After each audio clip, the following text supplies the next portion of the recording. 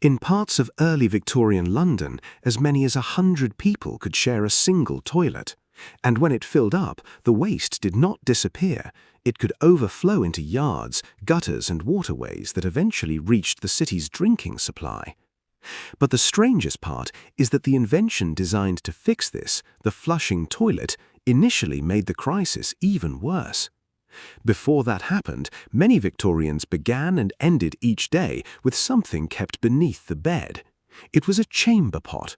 Using it was simple. The difficult part came the following morning when somebody had to carry its contents outside. In a wealthier home, a servant might empty it. In a poorer home, the person using it may have taken it to a shared privy, cesspit, or nearby drain. And outside, the situation could become far worse. Whole streets sometimes shared only a couple of toilets. In the most overcrowded parts of London, dozens of households could depend on one tiny wooden privy. From the outside, it looked like a small shed. Inside was often little more than a wooden seat positioned above a channel or pit. But beneath that seat was the real problem. The waste collected inside a cesspit, a brick-lined hole beneath a house, yard, or shared court. Some were deliberately porous, allowing liquid to seep into the surrounding ground while the solids remained behind. Eventually, every cesspit filled. Then came one of Victorian Britain's worst jobs. Night soil men opened the pit after dark, shoveled the contents into barrels or carts, and carried it through the streets. They worked at night partly to spare other residents the sight and unbearable smell. Some of the waste was sold to farmers as fertilizer. But as London expanded, this old collection system could not keep pace, and overflowing waste accumulated faster than workers could remove it. Human waste piled up in courtyards, leaked from basement cesspits, and entered gutters and streams. Then wealthy Victorians adopted what seemed like the perfect solution. The water closet used a rush of clean water to carry everything away. A water-filled trap also helped block foul smells from coming back into the home. The house became cleaner.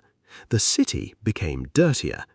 London's old drains and sewers had largely been designed to move rainwater, not enormous quantities of diluted sewage.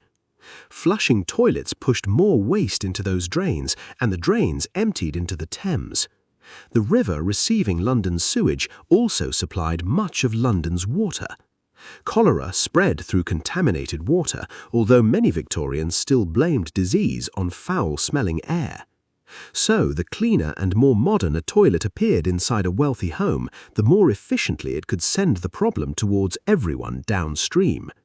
And in the summer of 1858, the entire system finally became impossible to ignore. Hot, dry weather intensified the smell of sewage in the Thames until the stench reached the Houses of Parliament. Curtains were soaked in chemicals to disguise it. Politicians even considered moving parliamentary business away from the river. The crisis became known as the Great Stink.